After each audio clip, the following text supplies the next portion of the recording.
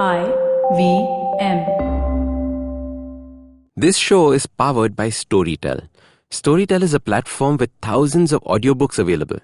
I'd like to recommend this particular book. It's by Terry Pratchett. It's called Dragons of Crumbling Castle. Now, I'm a huge Terry Pratchett fan, and I think I've read every single book of his. But when I came on this app and I found that this was there, this was one of the first books I downloaded and started listening to. It's about stories that he's written in his childhood. I was shocked and surprised to see the book here, and quite frankly, it's an entertaining and fun-filled audio experience. If you don't know who Terry Pratchett is, he's a fantasy author where all his books are filled with dragons and wizards and knights, and it's a lot of fun understanding and seeing the world through his eyes, especially since he makes fun of most of the events that are taking place in current day situations and comparing them to this fantasy land. Also remember, if you use the link storytel.com/IVM, that's STORYTEL.com/IVM, you get a free 30-day trial instead of a 14-day trial. So do check out storytel.com/IVM. Hello and welcome to the Habit Coach Podcast, the bite-sized podcast filled with quick and easy actionable habits. Remember, great habits create that awesome life. I am Ashdin Doctor, your habit coach. And today's fun fact of the day has to do with toothpastes. Did you know that the squeezy, wavy line on a toothpaste that lies on top of your toothbrush has a name? It's called the nurdle. Most toothpaste companies use this to describe what the toothpaste will look like on a brush, as well as suggest the size of the toothpaste portion to be used. A longer nurdle means that you use more of the toothpaste and hence higher sales for the company. In 2010, there was a massive legal battle on the rights of this word and the depiction of it. Colgate-Palmolive, a toothpaste giant, sued GlaxoSmithKline because it had the trademark to this nurdle, following which GSK then countersued and things got messy. They finally settled out of court, and all that for a little bit of toothpaste at the end of your brush. Now remember that every time you squeeze your toothpaste out. Speaking of which, I had a friend who once told me, you never really know a person until you watch them brush their teeth. And I remember finding the statement so profound because it's true. Everyone has their own unique way of brushing. Some squeeze the tube right in the middle, while others right at the top. Some cover all the bristles, while others just leave a dot. It's so interesting how these behaviors would have formed. But now we don't even think about them at all. I love giving brushing teeth as an example of habit formation and routine formation because it's something we do so subconsciously. Every single day we brush our teeth and have no recollection of how we did it. It's exactly the power of a routine. I like to define a routine as a set of behaviors strung together and followed subconsciously, in the same order every time. It's not a routine if your order of the habit changes. Creating routines is the secret weapon of habit change, because once it becomes a routine, the chances of you not doing it becomes less. Either the whole routine gets done or nothing at all. How often have you taken out toothpaste on a toothbrush and then not brushed your teeth?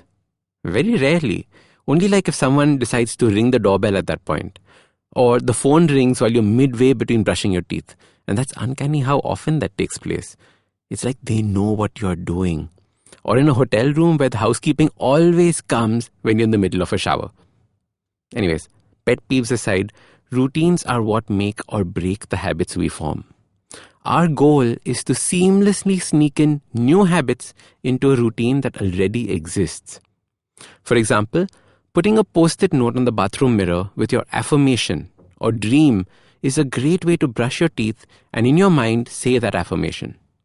As I have mentioned before, I like to stand on a spiky mat as I brush my teeth. Before I exercise, I follow a routine. I start my workout primer song.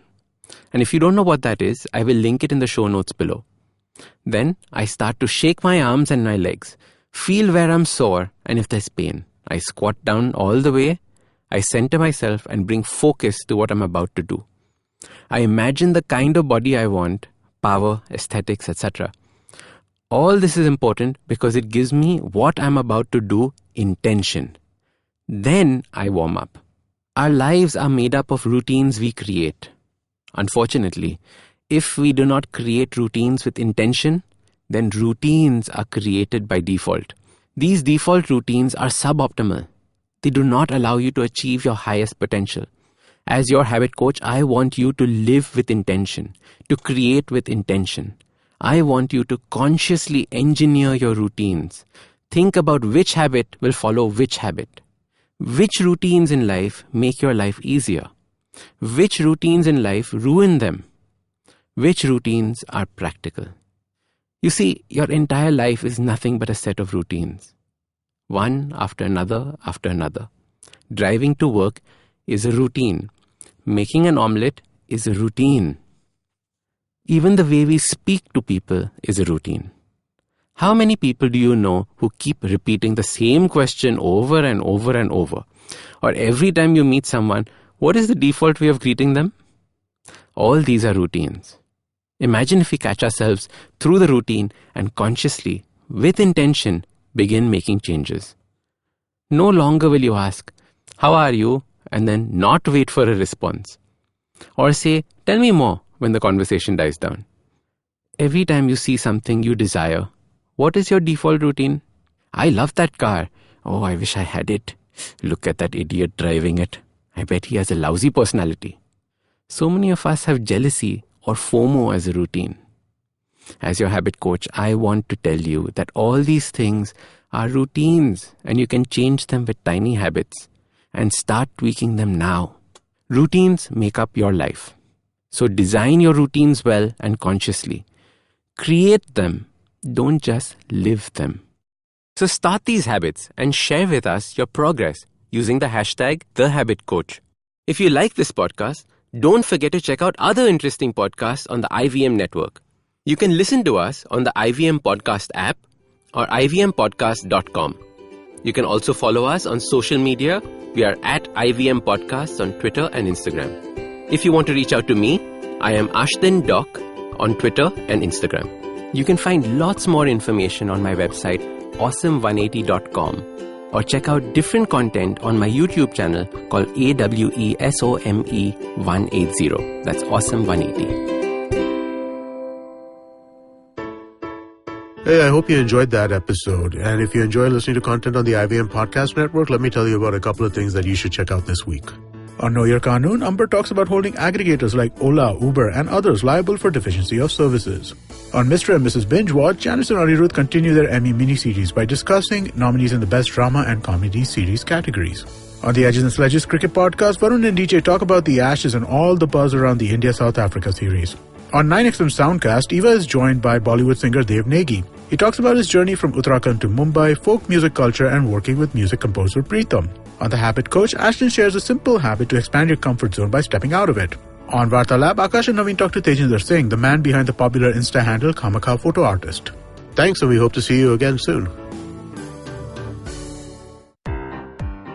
This is the amazing story of something awesome.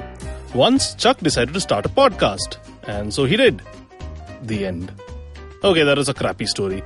But I've got some really cool stories over at my new show, The Origin of Things.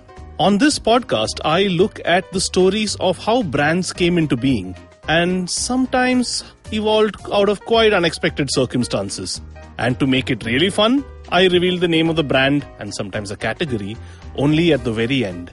The show is 5 to 7 minutes per episode and perfect for trivia junkies and brand nerds, especially those with short attention spans.